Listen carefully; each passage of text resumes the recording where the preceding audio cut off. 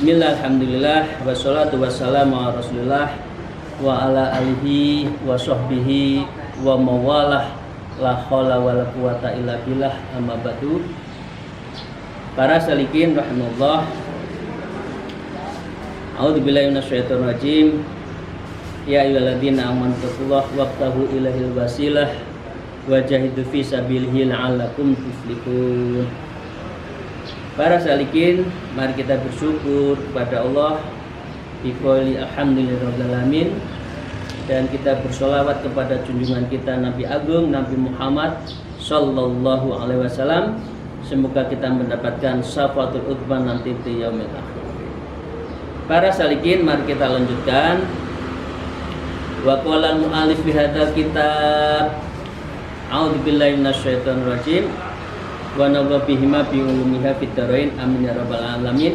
Idza qila laka manil mu'min faqul alladzi itala alai aibin nafsi wa lam yansub ahadun min ibadi ila aib, wa idza qila laka manil makhdulun faqul ladzi yansubul ibadu ila aib wa yubri'un nafsuhu minhu. Salikin, idza qila, ini diingatkan, ini suruh milih, kita itu milih yang mana. Idza qila laka manil mu'min, kalau Anda ditanya, ya, taksonomi, definisi terhadap itu, man mukmin, siapa yang disebut dengan orang mukmin, ya, fakul, maka katakanlah alladzi ita'ala aibin nafsi, orang yang mau untuk melihat ittala'a, ya, bisa melihat, noleh, memperhatikan ala aibin nafsi, dari aib nafsih kita, aib diri kita. Karena itu mengapa orang yang aib dan kita merasa hina di hadapan Allah itu lebih disukai daripada orang yang merasa ahli ibadah tapi sombong. Pembahasan kita sebelumnya kan gitu. Orang yang merasa hina, salah, banyak hal yang junub tapi diakui, kemudian ternyuh, dia nangis, itu lebih baik daripada dia ibadah tapi senyum-senyum, sombong. Sedekah tapi ditunjuk-tunjukkan, nah, itu nggak ada, nothing, nggak ada maknanya. Walam yasud ahadan minal ibadi ila aib, dan dia tidak mau, ya, yansubu, ya, mencari kesalahan, aibnya ahadan minal ibad, ya, mencari aibnya seseorang ila aibin, di dalam aib-aib berikut. Kira-kira zaman sekarang gimana Bapak dan jamaah? Orang asik mencari aibnya orang atau orang mengakui aibnya sendiri? Ya, mungkin jawabannya kita sudah tahu, ya. Apalagi ini zaman-zaman WA, ya, digital seperti ini. Politik, ekonomi, lawan jadi kawan, kawan jadi lawan. Carinya adalah buzzer, dia mencari kesalahan-kesalahan orang lain. Ini berarti yang melakukan itu tidak beriman. Wa idza lakal minal makhdulin, ya. Wa idza qila, apabila engkau ditanya, qila laka manil mukhbilin, siapa orang yang hina, ya. Orang yang hina itu apa? Faqul ladzi yansubul ibadi ilal aib, orang itu selalu mencari aibnya orang lain, wa yubri'un nafsu minhu, dan membebaskan diri kita dari aib. Peribahasanya, semut di pelupuk mata, di seberang mata kelihatan, apa itu? Gajah, ya, di pelupuk mata tidak kelihatan, semut di seberang lautan kelihatan. Pokoknya, ya, kesalahan orang itu sangat mudah untuk dicari, tapi tidak mau mengakui kesalahan sendiri. Karena itu mengapa orang memaafkan itu berat, tapi meminta maaf itu kadang-kadang lebih berat, karena egonya, sombongnya. Itu manusia, ya. Jadi ini kita suruh milih mau orang yang disebut dengan mukmin atau orang yang maghdul, orang yang hina. Itu bagian orang-orang yang kita harus yang harus kita perhatikan, pilih yang mana. Saya lanjutkan, wa mimma tamata alaihi ahluz zaman mubasatuhum wa mu'ansatuhum lil asid wala anum abasu fi wujuhim lakana dalika jazijan lahum anil maksiyah. Ini bagian dari cara kita bermuasyarah, berhubungan dengan manusia gimana. Wa mimma tamata alaihi ahluz zaman, maka sesungguhnya dari tanda-tanda hidup setiap zaman ya, ini sudah ada pelanggarannya, sudah ada parameternya. Mubasatuhum wa muslim lil asin, kalau kamu itu senyum-senyum, bersenda gurau, bahkan berkolaborasi dengan orang maksiat, ya lil asin, bahaya. Itu berarti Anda itu bersenyawa dengan dunia maksiat, dunia dzunub. Jadi caranya yang pertama, kamu dilihat saja orang itu sangat welcome terhadap ahli maksiat, orang yang pendosa, atau kita itu tidak menjadi bagian. Ini kembali lagi orang Jawa menyebutkan golongan, ya, galangan kalah karo golongan. Ini orang tua saya dulu, galangan itu kalah kalau golongan loh. Galangan itu kalau kita lagi di pematang sawah itu kan ada galangan kan, ada galengan lurus gitu kan. Tapi galengan itu bisa tertutupi oleh rumput kalau kita tidak bersihkan.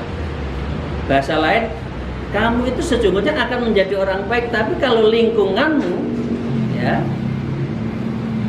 perkawananmu, sosialisasimu, sosialitamu, ya, orang yang baik, meskipun itu galangannya bagus, Anda menjadi tidak baik karena golongan. Nah, jadi ini caranya melihat seperti itu. Walau annahum abasu fi wujuhim, tapi sebaliknya, kalau itu Anda hanya abasu, melengos, ya, melengos, nggak suka, merengut. Kalau Anda itu marah, fi wujuhim, wajah kita itu tidak suka terhadap maksiat, orang yang pendunub, likana dalika jazian lahum anil maksiat, sesungguhnya itu adalah cara menangkal Anda itu untuk tidak ikut larut di dalam berbuat maksiat. Katakan ya. Jadi caranya kalau ada di situ maksiat kita nggak usah ikut. Syukur-syukur kita adalah mengingatkan ojo ngono. Itu namanya amar ma'ruf nahi mungkar. Minimal amar ma'ruf. Jangan enak wes melek bengi wes main gaple sampai jam 1, jam 2, jam 3. Main sekak ya, main catur, main karambol, wes lali sholat malam, subuhnya hilang karena menjelang subuh baru tidur. Nah, ini orang itu terkena lingkungan tadi karena dia adalah wa mu'anas tuhum lil asin, dan dia karena apa? Ramah, senyum dengan ahli maksiat. Saya lanjutkan ya para salikin. Baqal mu'alif lihat kitab falau futihalaka babul kamal lama roja'ta ila rodail arada man futika lahu babul kusur hal yarji'u ila mazabil. Nah, tadi sebutkan kita untuk husnul khotimah. Caranya apa? Ahli taat, ahli ibadah, ahli zikir. Jangan sampai kita menjadi su'ul khotimah yang ditandai dengan apa? Nafsu, maksiat, dzunub. Ujungnya adalah su'ul khotimah. Nah, falau futihal babul kamal, kalau insya Allah pada saatnya futihah kita itu dibukakan laka kepada kita semua itu apa? Babul kamal, ya, pintu kesempurnaan. Artinya hati kita sudah dibersihkan, tidak suka dengan maksiat dan dzunub, tapi kita ahli taat, zikir, sholat malam, artinya kita sudah ibadah, ahli ibadah. Lama roja'tu illa rodail, maka sungguh kamu itu tidak mau kembali pada illa rodail, kepada yang hina itu. Let's say goodbye narkoba. Let's say goodbye korupsi. Let's say no drug, no porap. Nah, ibaratkan gitu. Tinggalkan semua itu harus digunting. Harus berani menggunting perilaku kita masa lalu yang masih hitam itu, apalagi umur 40 kita itu tidak pernah mengetuk pintu Allah. Ya. Diibaratkan orang taman futikalahu babul usul. Bagaimana mungkin ya setelah kamu futiha dibukakan lahu kepada kamu itu babul usul, yaitu pintu rumah yang megah nanti di akhirat, rumah yang indah, rumah gedong, magrong susun itu orang Jawa dulu kan gitu, rumah gedong, magrong susun itu kan gitu. Itu bagian dari sebuah keindahan. Karena apa? Nanti di akhirat karena kita melakukan ahlul ibadah tadi. Al yarji'u ilal manazil. Kalau sudah seperti itu, mosok kamu kembali kepada ahlul dunub, ahlul maksiat.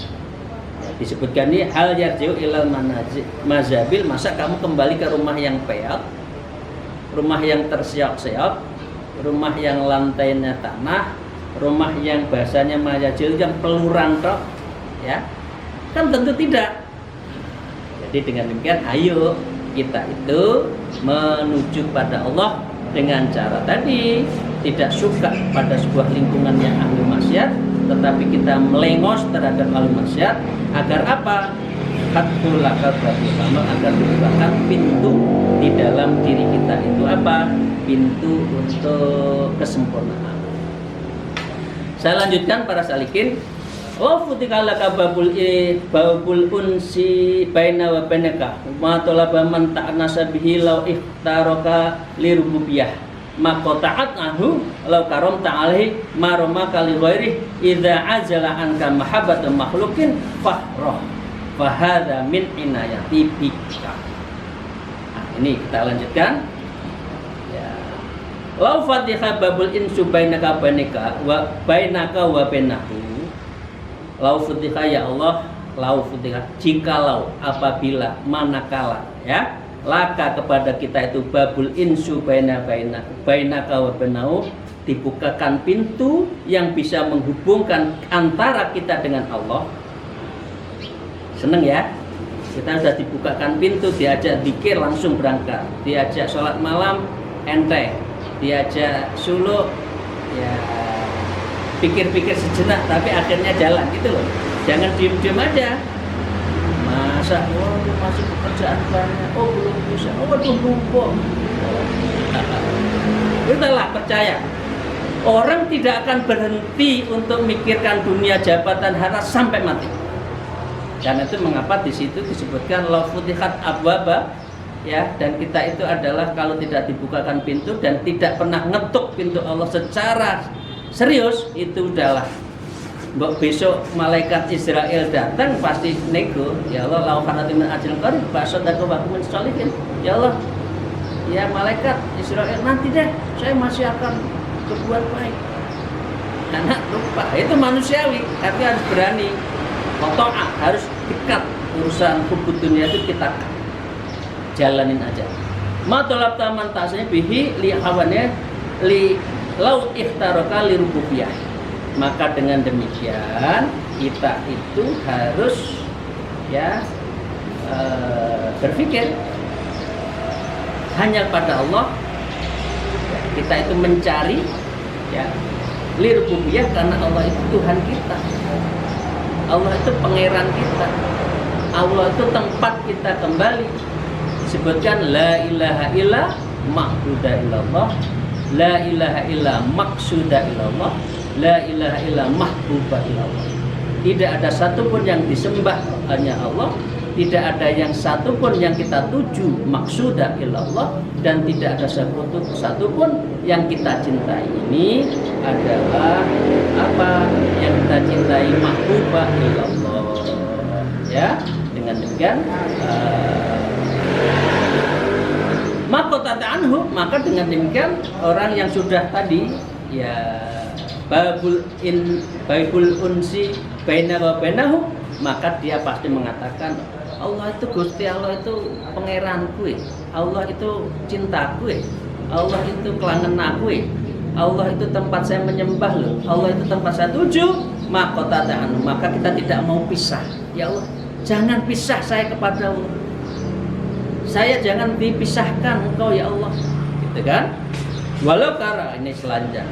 Lau karam alaihi, kalau kamu itu orang satu di antara yang karomta, yang dimuliakan Allah, mama rokali ghairi, maka dengan demikian kamu akan tinggalkan. Let go. Goodbye. Dunia goodbye ya. Sorry ya, saya hanya jalanin ya. Dunia itu mangjilatun, dunia itu hanya ampiran. Nanti saya tinggal kok kamu. Ngapain saya bangun terminal Tirtonadi? Ya. Kalau Surabaya itu apa ya? Terminal lupa ya, di daerah Waru itu. Udah lama nggak naik bis. Oh, Bungurase, ya. Lu nyapo? Nek Bungurase kok membangun omah itu loh. Itu duweke wong akeh. Kowe mari ngono itu ninggalkan Bungurase. Ya.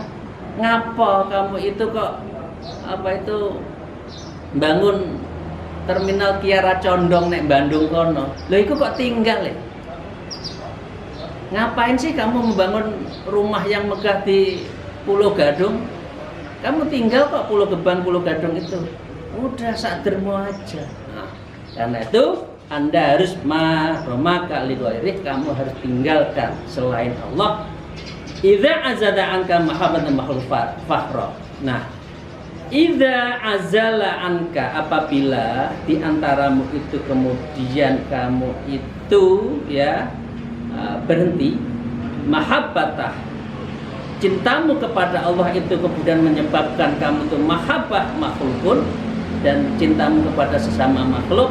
Nah, di sini disebutkan fakhra, seneng loh, bahagia loh, itu happy. Kalau kita sudah dibukakan pintu kita, babul unsi bainaka wa bainahu, maka kamu bunga. Cirinya nanti ndak patek kedunya, tidak terlalu kedunya. Dunia dijalanin, dunia itu cukup di tangan, jangan dimasukkan di hati. Duwe alhamdulillah, durung duwe ya sik ndonga, lek duwe ya dibagi. Nah, ngono. Ya, karena itu kita bersyukur, alhamdulillah kemarin kelas lembaga amil zakat saya mendirikan sudah ada sah dan sudah di SK-kan oleh Menteri Agama, dan insya Allah baru kemarin.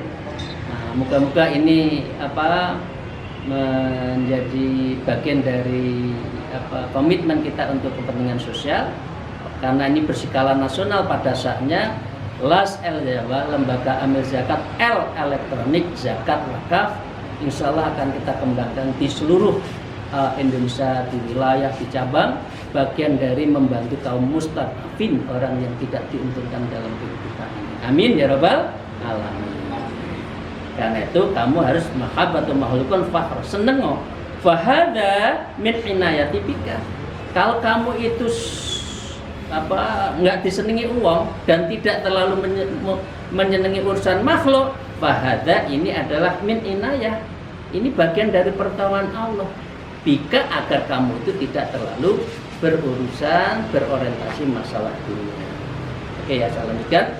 Wa qala al-mu'allif fi hadzal kitab wa nawa bihima bi ulumiyya fitarain wa la yakunu masyadun illa wa dhulul ma'ahab fa ta'asihu wa yughriqi kallah faqad rabatal izza ma'ata'ah wa dhulla ma'al maksiyah fa sarat ta'atu nuran wa izzan wa kasfan hijaban wa didduha maksiatan wa dzulmatan wa dzullan wa hijabakan baina wa bainahu walakin ma manaka min nasuhud illa adamu wa kufufika ma'al hudud wastighaluka bihadzal wujud.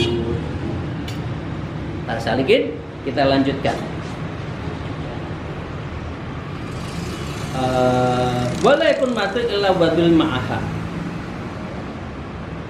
Ini walayakun, apabila keadaanmu, situasimu itu maksiatun, ya, kamu itu adalah maksiat, ya, illa wadul maha, ya, tidak ada satupun maksiat yang tidak mengakibatkan dzulun, hina. Ini wala yakunu maksiatun illa wadul maha. Tidak ada satupun sebuah maksiat yang tidak melahirkan kehinaan. Hina di hadapan manusia, naudzubillah ya Allah, astagfirullahaladzim. Ya, hina di hadapan Allah. Cara menyucikan apa? Adalah taubat, zikir, istighfar yang banyak. Afata'izu wa yu'izuka, ya, disebutkan. Apakah ya, afata'isi, apakah orang yang orang yang ahli maksiat itu wa uzika wa yu'izuka akan dimuliakan Allah. Ya, Allah itu Maha Aziz kan? Wa yu'izuka, kamu dimuliakan. Nah, dijawab oleh Syekh Izzuddin, kalah muka. Enggak mungkin orang maksiat dimuliakan, itu enggak mungkin. Ya, bahasanya gitu. Ora. Enggak mungkin orang yang maksiat itu mendapat kemuliaan di mata Allah, enggak. Fakot rodbata izzat ma'at ta'at, maka sesungguhnya yang namanya izzah, kemuliaan itu ma'at ta'at, hanya untuk mereka yang taat. Kalau maksiat dulun. Kalau namanya orang ahli taat, izzun aziz. Itu udah logika. Ya, wa dulu ma'al maksiat, dan orang yang kehinaan itu hanya ma'al maksiat, mungguwe wong ahli maksiat. Kanggo bagi orang yang maksiat itu adalah dzul, hina. Ya. Fasarat ta'atu nuron izza wa kasban kijab. Maka orang yang maksiat, ya, maka akan menjadi orang baik. Tetapi kalau orang yang ahli taat itu izun. Fasorot, orang yang mendapatkan tadi namanya babul unsi bainahu wa bainahu, maka kita akan mendapatkan apa? Fasorot ta'atuhu, maka sesungguhnya sorot, ya, sebuah cahaya, sebuah bersitan bagi orang taat itu apa? Nurun, cahaya. Orang yang ahli taat itu ada sinar asroh yang menyinari dada nuraninya, karena dibersihkan tadi latifatul qalbi, latifatul ruh, latifatul sir, latifatul khofi, latiful akfal, latifatul natiqah, wa latifatul jamil badan, itu dibersihkan semua sehingga menyebabkan apa? Nuron, cahaya. Wa izzan, dan dia diberikan kemuliaan. Wa kasfan hijab, dan orang seperti ini akhirnya kasfa, mukasafah, dia bisa mendendahkan sebuah rahasia-rahasia hijaban yang mengaling-alingnya. Nah kalau enggak, wong hatinya hitam, masa bisa mencorong? Di dalam bukunya Imam Ghazali disebutkan bahwa namanya Lauh Mahfud itu mencerna pada namanya malaikat sinarnya kepada orang yang ahli zikir, kemudian asrof. Tapi kalau kulub kita itu hitam, kira-kira bisa enggak? Maaf, kita bayangkan, itu ada kaca, kita ngilu. Kalau kaca itu gelap, gambar kita kelihatan enggak? Kita bisa memantulkan enggak? Enggak bisa. Nah karena itu hanya orang yang taat, yang nuron izan wa kasfat hijab. Wadiduha maksiatul wa dzulmatan, tapi sebaliknya orang kalau maksiat dzulmah, hitam, gelap, wajahnya gelap, performanya tidak asik, tidak good looking, tidak eye catching, ya. Itu bagi orang-orang yang ahlul maksiat, ya kan? Walakin mamanaka minasuhud, ya. Tetapi apabila kita itu tidak bisa melakukan itu, mamanaka, kita itu tidak akan bisa minasuhud, tidak akan bisa musyahadah minasuhud. Bapak Ibu sekalian, kita kan setiap hari syahadat. Orang masuk Islam itu syahadat. Syahadat itu musyahadah. Sekarang pertanyaannya, kalau kita sehari-hari kita sudah beribadah, kira-kira kita sudah musyahadah belum?